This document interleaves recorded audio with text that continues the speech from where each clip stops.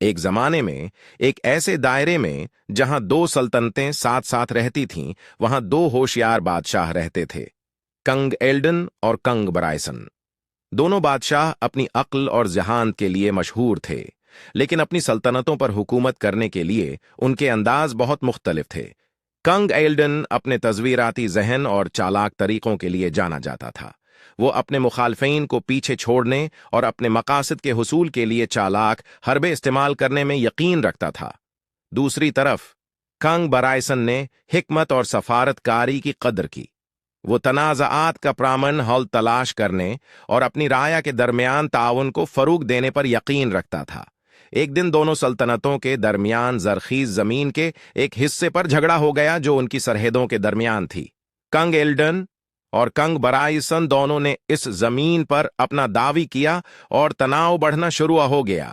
جنگ کا سہارا لینے کے بجائے کنگ ایلڈن اور کنگ برائسن نے کئی چیلنجوں کے ذریعے تنازعہ کو حل کرنے کا فیصلہ کیا جو ان کی عقل اور ذہانت کا امتحان لے گا۔ پہلا چیلنج پہیلی کا مقابلہ تھا۔ ہر بادشاہ کو پہیلیوں کا ایک سلسلہ حل کرنا ہوتا تھا، اور جس مملکت کا بادشاہ سب سے زیادہ درست جواب دیتا تھا اسے زمین سے نوازا جاتا تھا۔ کنگ ایلڈن اپنے تیز دماغ اور تیز سوچ کے ساتھ زیادہ تر پہیلیوں کو حل کرنے میں کامیاب ہو گیا اور اپنی بادشاہی کو بالادستی حاصل کر لیا۔ تاہم کنگ برائسن بے خوف رہے۔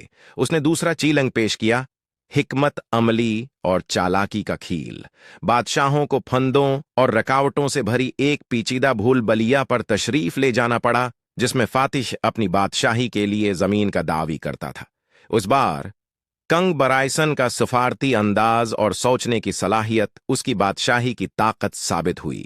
ہوشیار چالوں اور تصویراتی منصوبہ بندی کے ساتھ کنگ برائسن فتح یاب ہوا اور متنازعہ زمین کو اپنی بادشاہی کے لیے محفوظ کر لیا۔